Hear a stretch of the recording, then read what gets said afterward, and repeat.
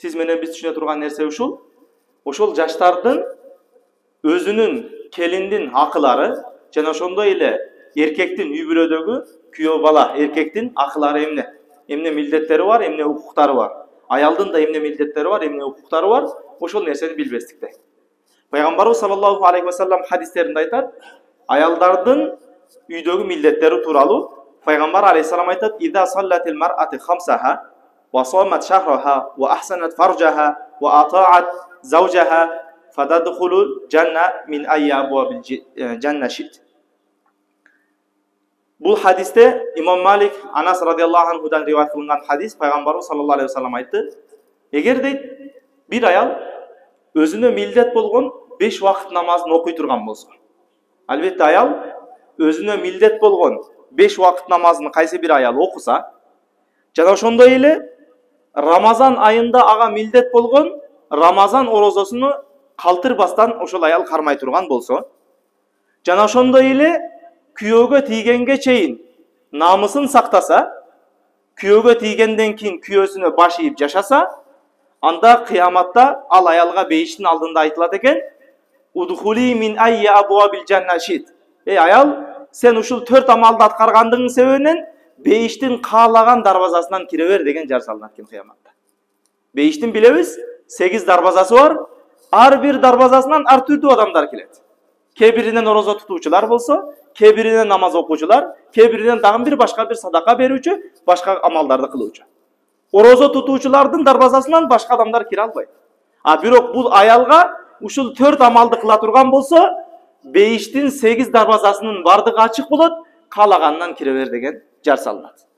Албетте бул жерде токтолуп өтө турган нерсе, аялдар ушул нерсени билиш керек. Бул жерде албетте өзүнө милдет болгон намазын окуду. Андан кийин Рамазан айында милдет болгон орозосун кармады. Андан кийин намысын сактады деген маселеге кичине бир токтолуп өтөлү. Намысын сактоо дегенде деги эле ушул кыздыгы менен күйөөгө барган болсо деген эле маселе эмес бул жерде. Намысын сактоо дегенде ушул нерсени аялдарыбыз түшүнүш керек. Таптакыр жат аял, жат эркектин, намахрам болгон эркектин колун тийгизбестен, башкага көз болбостон күйөөгө тийүү деген маселе бар бул жердечи. Себеп азыркы учурда ушундай модалар бар да, ушундай бир жаштардын арасында ушундай бир нерселер кеңири тарап кетти. Күйөөгө турмушка чыкканга чейин жанагындай сүйлөшүп алып турмушка чыгыш керек. Үйлөнгөнгө чейин эркек бала сүйлөшүп алып туруп, 1-2 жыл сүйлөшүп, кыз жигит болуп, анан кийин турмушка чыгыш керек, андан кийин үйлөнүш керек деген нерсе. Анан не кылат? Келип 1 жыл, кыз 1 жыл, 1,5 жыл бирөө менен сүйлөшөт. Анан үйдөгү атасы бирөө менен убадалашып койгон болот, анан башка бирөөгө турмушка чыгып кетет. Канча жыл бул менен мороженое жеп парк айланып жүрдү. Канча жыл бул менен жетелешип жүрдү. Канча жыл бул менен эрте менен күндө сүйөм күйөм, түндөсү жаттыңбы, турдуңбу деген болбогон нерселер менен алек болуп жүрдү. Анан башка бирөөгө турмушка чыгып кетти. Анан кандай бул аял өзүм намысым менен тийдим деп айтат. Ошончосу менен сүйдүм күйдүм деп жүрүп, анан кантип намысым менен тийдим деп айтат. Ошол нерсеге дагы көңүл буруш керек. Ошон үчүн эмне? Качан аял киши ошол бирөөнүн никесине өтөт, андан кийин анын колун кармаганга рухсат.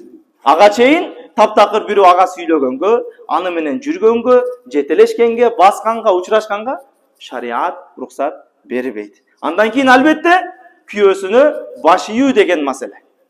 Күйөөсүнө баш ийүү деген нерседе аталардын дагы бир нерсеси бар. Аталар дагы үйдөн чыгарып атканда мына ушул насихатты кылыш керек. Кызым, сен бара турган жериңде күйөөгө кетип атасың. 18ге чейин, 20га чейин, 21ге чейин менин камрамагымда, менин аманатымда эле. Мына ушул аманатты тапшырып атам. Мына ушул күйөөгө тийип атасың, мына ушул күйөөңдүн разылыгын ал.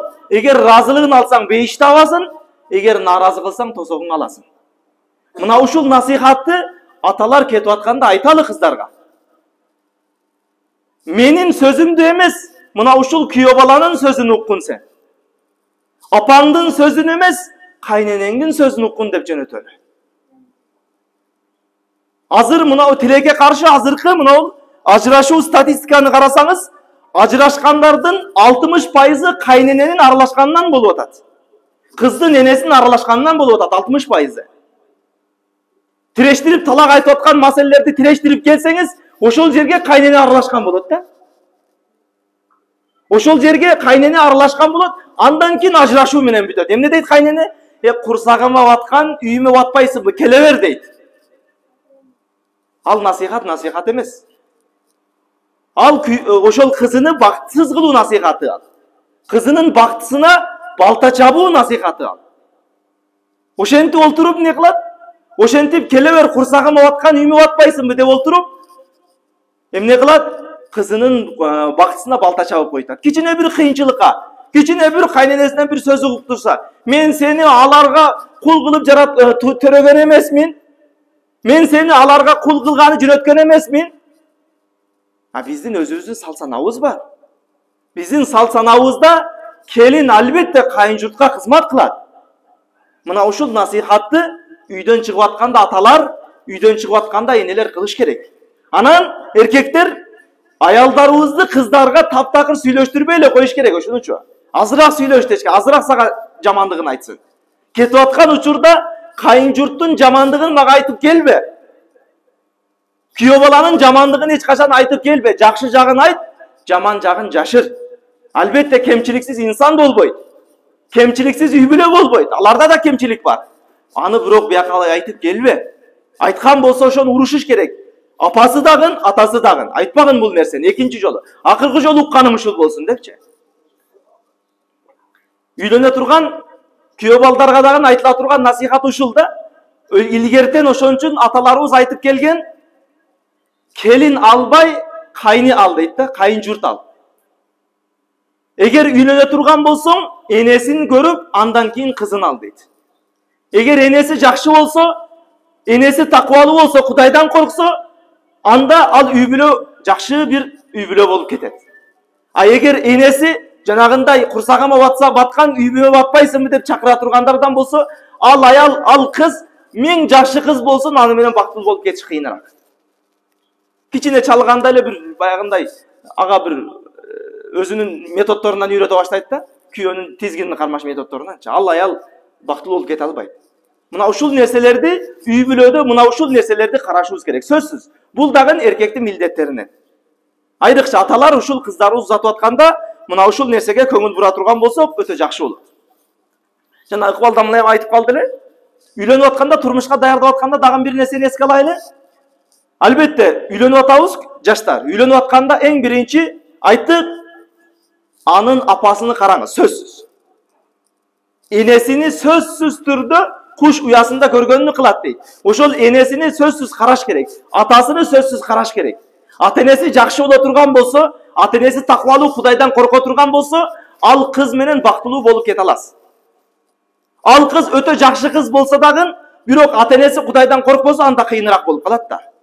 Ошону менен кошо, ата-энесини карагандан кийин кыздын өзүнүн ибадатына дагы көңүл бурайлы. Колдамын айтып калды. Бир жерге тойго бардым дейт. Тойго барсам, ошол тойдо чай ичип олтуруп калдык, бир аз олтуруп калдык. Анан келин күйөө никеге алып келиш керек, бирок өтө күтүп калдым дейт. Кыйла күтүп калдым, анан айттым, алып келбейсиңерби тезирээк? Тезирээк алып келгиле, тезирээк кетейин десем, азыр келин бала дарат алып намазга туруп алган экен пешимге. Намазын окуп алсын, андан кийин келет. Анан айттым дейт. Ондо эгер намазында эле турган болсо, мен кечке күтүшкө ыраазымын. Кечке күтөмүн андачы. Ошондой дедим дейт. Ошол сыяктуу, ошол үйлөнүп аткан кызыбыздын намазына дагы караш керек. Күйөө балага насихат кылдым дейт. Намазы бар экен, намазы менен алыпсың. Канчалары үйлөнүп алып, намаз окутуш эмес, жуунтура албастан, алып гусул кылдыра албастан ажырашып кеткендерди көрдүк. Жуунтура албастан элестетиң. Жуун десе, башты жуубайт дейт. Автомаям өткөн күнү жумада бир алдыныраак айтып берди го. Жуун деп шариат ишине төшөк мамилесине баргандан кийин жуунуш керек. Мына ушундай тартип менен жуунасың.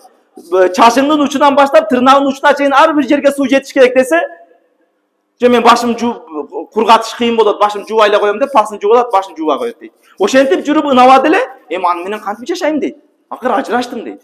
Албетте ажыраш керек андай аял менен. Кантип жашайт аны менен? Шайтандын бардыгы аны менен болсо. Гусулсуз жүрсө үйдө. Канчалары аялын ошондой гусул кылдыра албай жүрөт. Сенин аялыңдын намазы бар экен дедим дейт. Бирок эми же сени бул аял намазга тартат, же сен бул аялдын намазын жок кыласың дедим дейт. Намазы бар аялдарды дагы кээ бир жаштар алып алат, ибадат тийип атканда ал кыз өтө таква эле, өтө бир салих эле. Тийгенден бир айдан кийин караса намазы жок. 2 айдан кийин караса дараты жок. Дагы бир аздан кийин караса ол жуунбай да коет да. Ал эмнеден? Ал эркектин алсыздыгынан. Пайгамбар алейхиссалам хадистеринде айтат: "Куллукум ра'ин ва куллукум мас'улун ан рa'iyatihi." Силердин ар бириңер үй бүлөдө башчысыңар дагы, кол астыңардагылардан силер жооп бересиңер дейт Пайгамбар алейхиссалам. "Ва раджулу ра'ин фи ахлихи ва мас'улун ан ra'iyat." Эркек киши үй бүлөдө башчы, үй бүлөдө аялынын намазынан, ибадатынан, таквасынан жооп берет эркек. Кыяматта суралат: "Эмне үчүн аялың оронбоду? Эмне үчүн аврет жерлерин жаппады? Эмне үчүн аялың намазын окубады? Эмне үчүн аялың гусулсуз жүрдү?" Бардыгынан эркектен суралат. Эмне үчүн айтпадың ошол нерсени депчи. Ошон үчүн аялдарыбызды ошол тарабыны дагы сөзсүз түрдө эске алышыбыз зарыл бизге.